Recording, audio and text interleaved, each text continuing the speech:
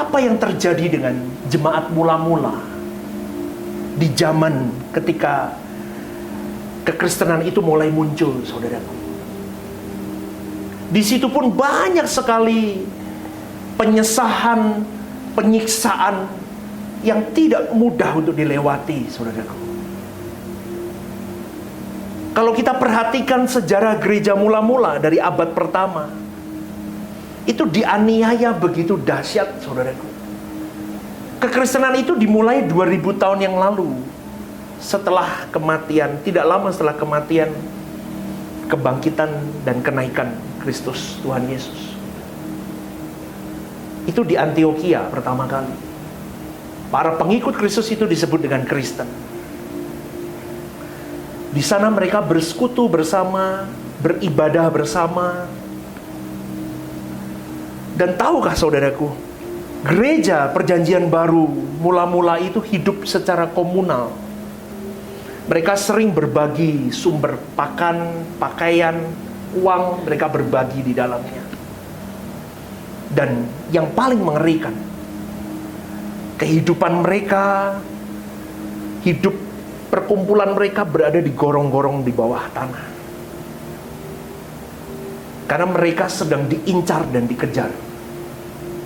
Kekristenan mula-mula itu menanggung beban yang berat.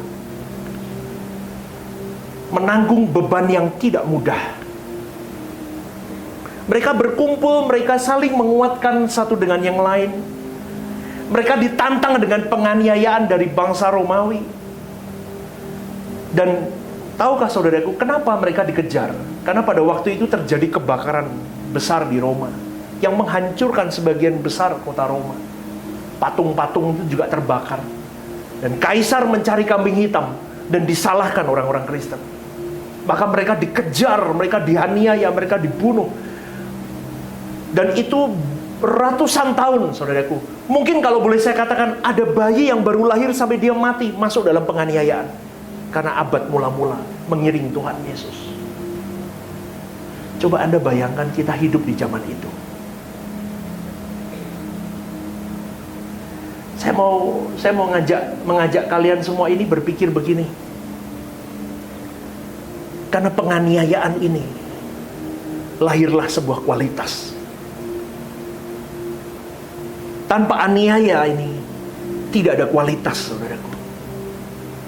Di abad mula-mula itu mereka mengalami aniaya yang begitu berat, yang begitu kuat. Kadang tidak masuk di akal karena mereka ini dianggap tidak seperti manusia, bahkan seperti binatang. Mereka kalau sudah ditangkap kadang dimasukkan, kejebloskan kadang binatang.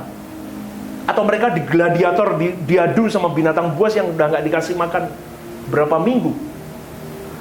Demi imannya, mereka mempertaruhkan nyawanya. Maka saya pernah berkata di dalam kebenaran firman yang saya sampaikan di mimbar ini, syahadatmu kepada Kristus Yesus Seharusnya taruhanmu adalah segenap hidup. Kalau hari ini orang Kristen berani bersyahadat tentang Kristus, imanku di dalam Kristus Yesus, tapi kehidupannya tidak mencerminkan dia berani bertanggung jawab dengan kredo yang dia ucapkan. Hari ini Kristen nikmat, saudaraku.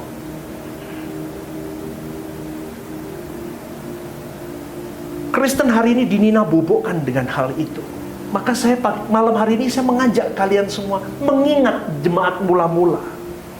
Kita berada di dalam jemaat yang boleh hari ini Indonesia ini, meskipun kita kaum minoritas, tetapi boleh saya katakan kita masih bisa menikmati nyamannya beribadah.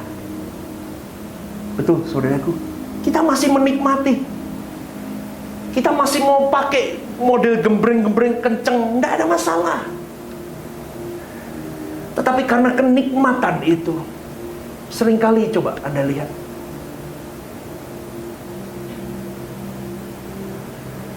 tidak banyak orang berani bertaruh untuk hidupnya ke Tuhan sungguh-sungguh. Karena seharusnya kalau kita melihat jemaat mula-mula yang percaya kepada Tuhan dan sebagai juru selamat, mereka sedang mempertaruhkan harta mereka. Mereka sedang mempertaruhkan keluarga mereka. Mereka sedang mempertaruhkan nyawa mereka. Kita harus merenungkan itu dan mengagumi iman mereka. Hari ini enggak, saudaraku, kekristenan bukan di titik itu.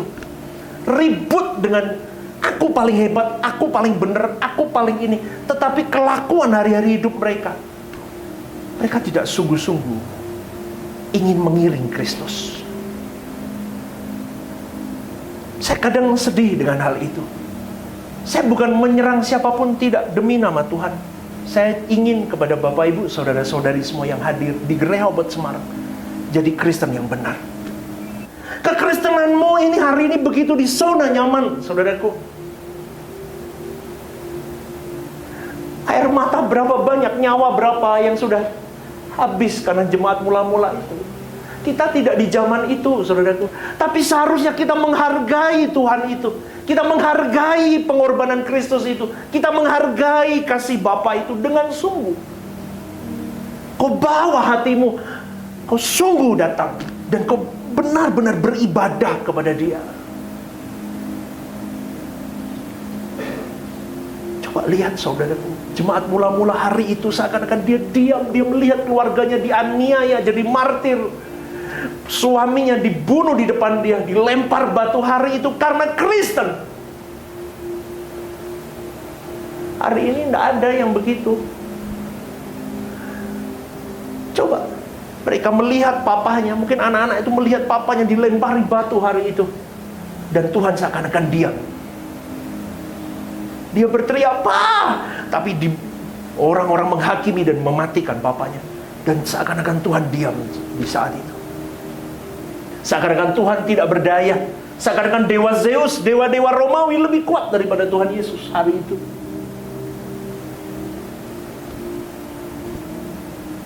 Dan salah satu yang membuat orang Kristen lebih teraniaya karena menyebut Tuhan itu, Yesus itu sebagai Tuhan dan Kurios.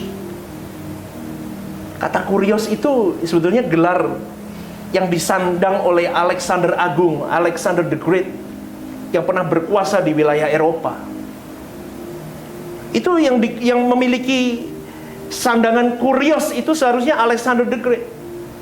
Belum lagi jemaat mula-mula tidak mau menyembah kepada kaisar. Menyembah kaisar tidak harus hormat begini, hanya membungkukkan dan melempar bunga di patung itu. Tidak mau. Kalau zaman Daniel suruh makan kan, persembahan makanan itu yang sudah dikorbankan suruh makan. Enggak, di zaman itu hanya kau membungkuk dan kau melemparkan bunga di patung-patung Roma itu. Orang percaya tidak mau. Dia tidak mau menyembah. Dia begitu getol dan dia berkata, imanku hanya kepada Yesus Kristus. Dan aku saat ini, kami semua berkumpul, berkoloni, berjuang untuk saling menopang satu dengan yang lain. Tujuannya satu, menunggu kedatangannya kembali yang kedua kali. Sampai Paulus pernah berkata begini, aku ingin kamu, Paulus sendiri yang berkata, aku ingin kamu seperti aku yang belum menikah. Tidak perlu menikah. karena kedatangan Tuhan sudah dekat. Waduh, yang jomblo nih tambah bingung nih. Loh, kok Paulus ngomong begitu? Gawat nih. Ini Paulus yang ngomong. Halo yang jomblo-jomblo, jangan bingung loh. Ini yang ngomong Paulus. Paulus, kita ulang sekali lagi. Jomblo, dengerin. Aku ingin kamu sama seperti aku yang belum menikah. Tidak perlu menikah, katanya. Karena kedatangan Tuhan sudah dekat. Pastor, berarti nggak usah nikah? Enggak, ini Paulus, saya cuma ngomong. Itu maksudnya niatnya Paulus. Kenapa? Karena Paulus tidak mau terganggu dia dengan Tuhan. Karena mereka sangat meyakini bahwa Yesus akan datang kedua kali di zaman itu. Saudaraku, itu cerita perjanjian cerita jemaat mula-mula. Saya mau tanya kepada kalian semua, bagaimana dengan orang Kristen hari ini?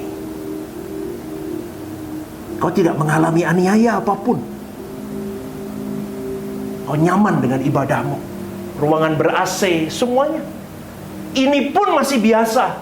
Belum lagi yang mewah, masih banyak, saudara. Yang gedungnya tinggi, lightingnya luar, masih bisa beribadah. Berapa banyak dari kita semua yang datang pada malam hari ini? Kau sungguh-sungguh merindukan kedatangan Tuhan. Kau sungguh-sungguh merindukan perjumpaan dengan Tuhan, saudaraku. Itu harus dicek, kekristenanmu tuh harus dicek di titik itu, saudaraku. Karena kita seringkali lupa bahwa Kristen itu ya begini aja, sudah cukup. Maka tidak mungkin kita tergolong sebagai orang percaya yang setia, atau engkau bisa tergolong menjadi mempelai Tuhan yang siap, yang dalam tahun-tahun menunggumu kehadiran sang mempelaimu itu, engkau setia, enggak siap. Itu enggak akan kalau engkau tidak sungguh-sungguh memperkarakan kualitimu, kekristenan, kualitas Kristenmu setiap waktu. Karena hidup ini seharusnya kalau kita lihat tadi seperti saya buka di awal, hidup ini hanya akan ditinggalkan atau meninggalkan orang yang kita kasih. Pasti. Tapi kita harus siap. Someday kita pasti akan ditinggalkan dan meninggalkan. Dunia ini penuh dengan kebahagiaan semu, palsu. Karena kita bisa kehilangan apapun dan siapapun. Kebahagiaan kita hanya sementara kalau kita tanpa Tuhan, saudaraku. Semenit yang lalu kita bisa tersenyum, terbahak-bahak, ketawa. Semenit ke depan kita bisa menangis karena persoalan hidup. Tapi orang yang benar-benar bijak, dia akan memikirkan apa yang lebih penting dari seluruh hal hidup yang ada di dunia ini, yaitu kebutuhan untuk kekekalannya. Artinya begini, saudaraku.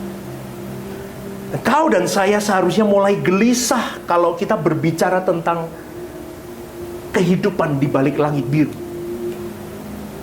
Kau dan saya tidak boleh anggap ringan tentang kehidupan di balik langit biru. Kau seharusnya mulai punya kegelisahan yang seperti hari ini kau katakan kepada dirimu, bagaimana dengan hidup ekonomiku ya? Kok kelihatannya tidak baik-baik saja.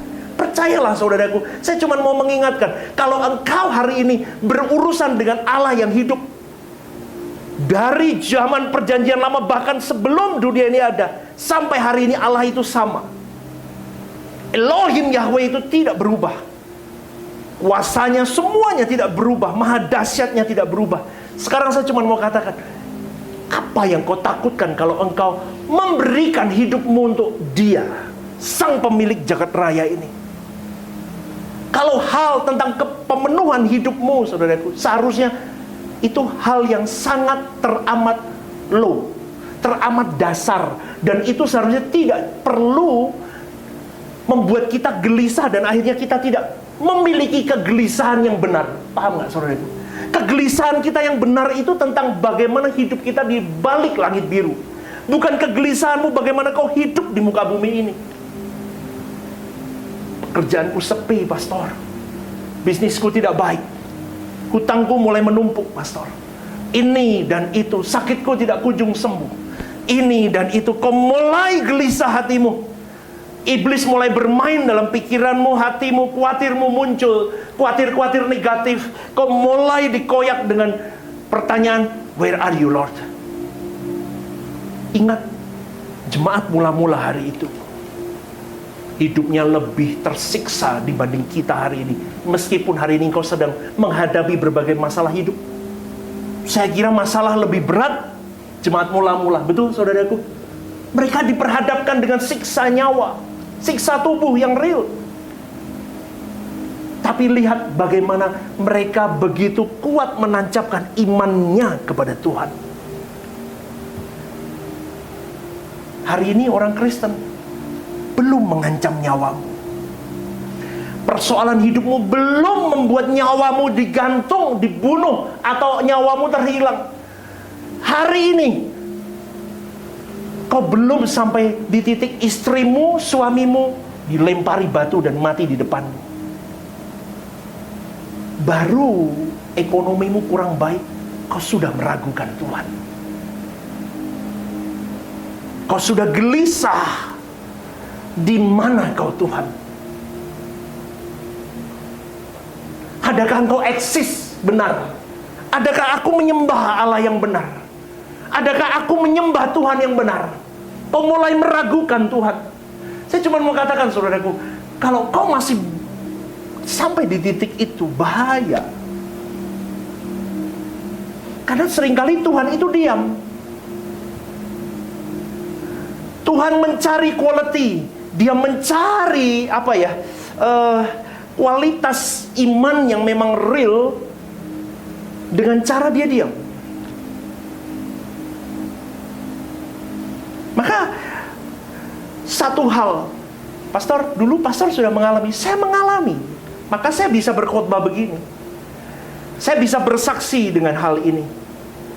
Satu, kau cintai Tuhanmu lebih dan lebih. Setiap hari porsinya naik. Setiap hari kau tergila-gila dengan Tuhan. Setiap hari kau tahu tidak ada jalan keluar selain Tuhan. Kita harus percaya bahwa Tuhan Yesus yang bisa menolong kita. Artinya begini, kita menghidupi bagaimana dia hidup. Spirit Yesus itu yang menjadi kehidupan kita. Maka ketika hal-hal dunia itu meracuni hidupmu, kau mulai goyah. Masa kau gak percaya dengan Tuhan yang hidup itu? Kalau kau melayani dia dengan sungguh, kau mencintai dia dengan segenap hatimu, kau melayani perasaannya.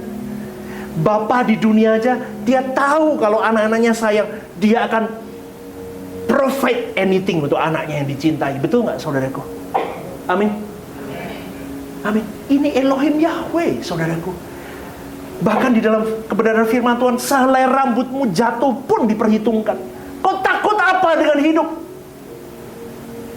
Yang mau saya tekankan di sini, saudaraku, kegelisahanmu tidak boleh tentang hal dunia. Semakin kau gelisah dengan dunia, aku belum dapat jodoh, aku belum menikah, aku belum punya pekerjaan, aku belum punya ini dan itu, aku belum punya mobil, aku belum. Saya cuma mau katakan, iring Tuhan, cintai Tuhan, senangkan perasaannya. Artinya begini, ketika engkau melayani perasaannya, Bapa tahu apa yang menjadi kebutuhanmu dan memang porsimu di situ. Tuhan akan sediakan.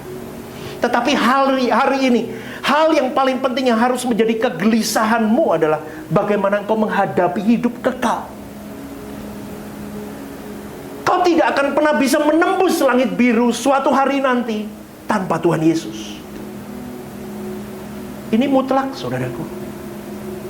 Saya tidak mengajarkan monoteisme. Monoteisme satu apa? Ini jalan untuk. Ini sebetulnya pilar-pilar monoteisme ada di sini.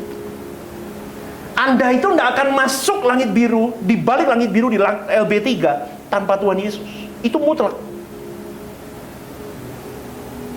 Saya cuma mau katakan supaya kau harus paralel dengan kalimat yang Tuhan Yesus katakan, jangan takut terhadap apa yang dapat membunuh tubuhmu, tapi yang tidak berkuasa membunuh jiwamu. Takutlah akan Allah.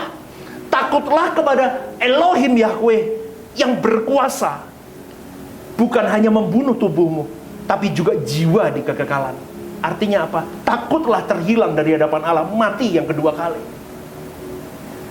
Kau Kau sudah menderita di sini, kau penuh dengan kekhawatiran, kau lupa bertuhan dengan baik, kau lupa menjaga hidupmu, kau lupa menjaga pikiran, perasaan, paradigma, karakter yang berubah jadi bangsawan surgawi. Kau lupa hidupmu harus benar, kau lupa hidupmu harus seperti Yesus. Kau sibuk dengan hutangmu, kau sibuk dengan impianmu, kau hilang, dan akhirnya kau tidak menemukan langit baru, bumi baru.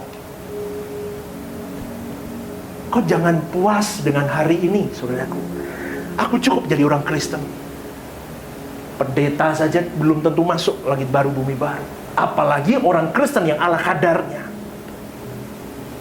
Jangan takut dengan kematian jasmani, tapi takutlah dengan terpisah dari hadirat Allah. Saya ngomong ini berkali-kali, saudaraku, supaya kalian sadar bahwa menuju kepada kekekalan, hidup kekal itu hanya selang 1 detik aja. Jantung kita stop, kita mati, saudaraku. Kau ke kamar mandi, kau kepleset, kau jatuh, mati, saudaraku. Kau jangan main-main dengan hidup. Kau gelisah dengan ini, kau gelisah dengan itu, hal yang tidak perlu. Itu tidak perlu. Karena rumahmu di surga itu yang bisa bangun hanya Tuhan. Betul, saudaraku. Kalau engkau tidak bertuhan dengan benar hari ini, kau disibukkan dengan semua hal di bumi ini, kau manusia yang paling menyesal di ujung kematianmu suatu hari nanti. Maka kita bersyukur kalau hari ini kau benar-benar mengenakan hidup Yesus. Karena Yesus pernah berkata begini, jangan gelisah hatimu, percayalah kepada Allah, percayalah kepadaku juga. Keren gak? Keren gak, saudaraku? Tuhan sendiri ngomong begitu, Tuhan Yesus. Artinya begini, jangan gelisah hatimu, nak, apapun yang terjadi hari ini. Orang cerdas dalam Tuhan, spiritnya cerdas, rohaninya cerdas. Misal nih, nabrak satu masalah, nabrak. Dia nggak remuk, dia nggak tanya di mana Tuhan. Itu masih cetek berarti. Orang kalau sudah benar intim sama Tuhan, dia kenal siapa Tuhannya. Kalau engkau hari ini tidak sungguh-sungguh bertuhan dengan baik, kau hanya datang ke gereja saja, do nothing, kau tidak sungguh-sungguh melayani perasaannya, kau tidak sungguh-sungguh mau all out buat dia, kau hilang, saudaraku. Ikut Tuhan itu setengah mati. Ikut Tuhan itu bayarannya segenap hidup. Kalau boleh dikatakan begini, kalau bahasa Semarangnya, ikut Tuhan nggak boleh disambi. Paham nggak? Hatimu nggak boleh mendua. Apapun yang terjadi, saya cuma mau berkata, Tuhan, thank you. Begini loh, saudaraku, hari ini kau punya masalah. Nggak mungkin cuma 1, mungkin 10, mungkin 11, mungkin 12, mungkin 20 masalah. Yang berat 3. Saya cuma mau katakan begini sama kalian. Kalau engkau punya waktu dengan Tuhanmu, kau kuat pegang tangannya, kau tersungkur saja. Jangan maksa Tuhan. Jangan maksa Tuhan, minta dibereskan. Tidak. Tapi kau duduk diam, dengar apa yang Tuhan mau suruh dalam hidupmu. Loh, pastor, memang Tuhan ngomong, bisa. Tapi tidak selalu. Tapi seringkali Tuhan berbicara lewat banyak hal. Dari orang-orang dekatmu, dari kebenaran firman yang kau buka, dari apapun. Ketika kau buka YouTube mungkin ada kebenaran firman Tuhan yang menemplak dirimu. Atau dalam hari Minggu kau ibadah atau seperti ini, kau mendengar renungan apapun, tiba-tiba Tuhan bisa berbicara. Kau langsung connect, oh ini jawaban Tuhan. Itu artinya apa? Tuhan taruh hikmat. Kau tidak mengandalkan kekuatanmu. Sekarang saya tanya, kau mau pusing, kau sampai muntah-muntah, kau nangis-nangis, kalau nggak ada jalannya mau apa? Amin. Amin. Lu mau apa? Lu mau nangis-nangis, teriak-teriak, gak ada jalan. Jalanmu satu-satunya Tuhan. Artinya begini, kehendakmu yang jadi atasku, dan kalau ini memang salahku, ampuni aku mau benahi, taruh hikmatmu, aku tahu Tuhan, step by step pasti beres. Katakan, pasti beres. Dalam tuh, artinya begini, loh pastor pasti beres tuh berarti masalah masih selesai. Selesai. Meskipun tidak selesai, kamunya yang selesai. Halo? Ngerti nggak? Gini loh, Kira mudeng sih. Ini gunungnya di sini nih, ini masalah nih. Kadang Tuhan bisa bekerja dengan bersama dengan dirimu hari demi hari ini bisa hilang masalah ini. Atau Tuhan tetap bekerja dalam dirimu, ini tetap di sini, tapi bukan lagi jadi masalah buat Anda. Lu ngerti nggak? Dipaham? Nah, itu yang disebut dengan mengikut Tuhan. Dulu kalau saya di sini nih ya, aduh ini ganggu nih.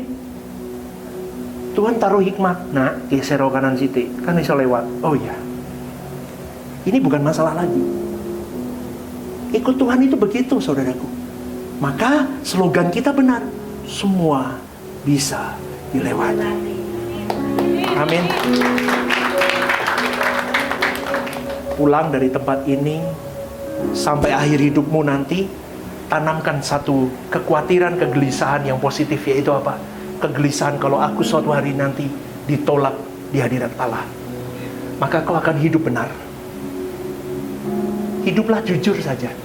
Kalau kerjaanmu hari ini tidak baik, ekonomi baru tidak baik, introspeksi diri, mulai lebih lagi, buka wawasanmu tentang pekerjaanmu lebih lagi. Kalau kau tidak berani menancapkan imanmu kuat-kuat kepada Tuhan, kau percaya saja. Tuhan sendiri berkata, percaya saja. Dia layak kita percayai kalau engkau benar-benar bertuhan dengan tepat. Ini gereja ini saksi hidup, saudaraku. Kau lihat hidup gembalamu ini. Saya dulu juga sama, berisik kalau punya masalah. Tahu berisik? Gopoh. Kayak tawon, kipi, lah sesuk nirama piye, terus bayare piye, terus gaji pegawai piye, terus lah bayar uang sekolah piye, itu terus loh, terus lah bojoku kok ya sakit, lah piye iki, terus, tahu nggak saudaraku, kau nggak akan ketemu Tuhan, saking sibuknya di kepalamu, terus, maka tenang. Seperti Tuhan Yesus berkata kepada murid-muridnya di Danau Galilea, kau tidak punya iman. Tenang, kau di tangan Tuhan yang kuat. Makanya kalau mau dilindungi Tuhan yang kuat, bertuhanlah dengan benar. Pegang kuat tangannya, maka kau akan baik-baik saja. Berikan tepuk tanganmu untuk Tuhan. Ayo bangkit berdiri.